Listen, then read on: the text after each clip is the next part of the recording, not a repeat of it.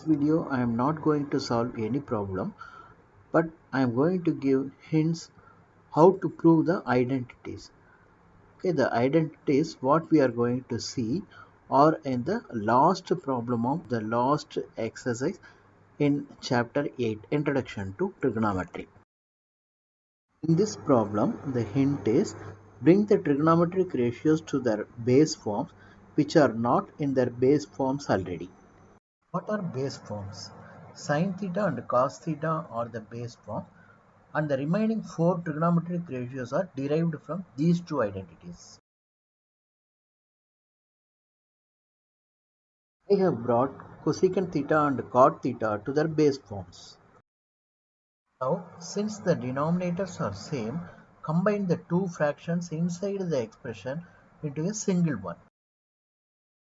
Now I hope you will be able to manage to simplify the expression to prove the right side.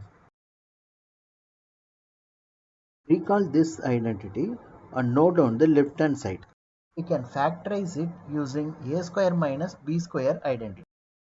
Now the idea is whenever you see 1 plus sin theta in your question, multiply that particular term alone by 1 minus sin theta by 1 minus sin theta to get cos square theta. Similarly, if you find 1 minus sin theta in your expression, multiply that particular term alone by 1 plus sin theta by 1 plus sin theta to obtain cos square theta. For example, in this problem, we have 1 plus sin A as the denominator in the first term. So, multiply that term alone by 1 minus sin A by 1 minus sin A, like here.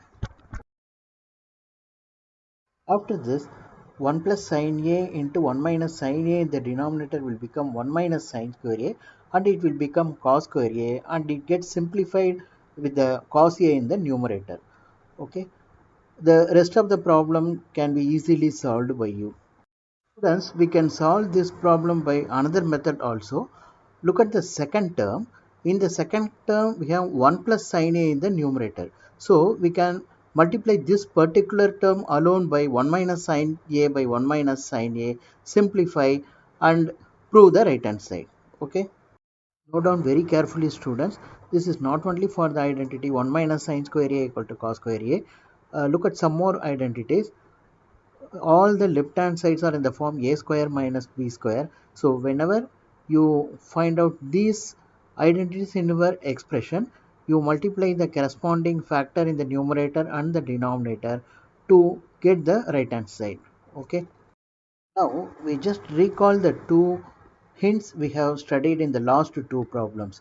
In the first problem, we have learnt that we have to convert the trigonometric ratios to their basic forms to find the right hand side, to prove the right hand side. Okay.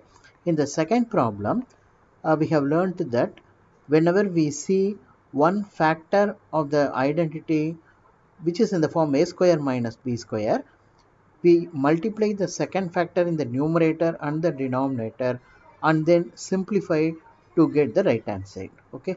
Okay, students, in the upcoming videos we will see the remaining problems. Thank you.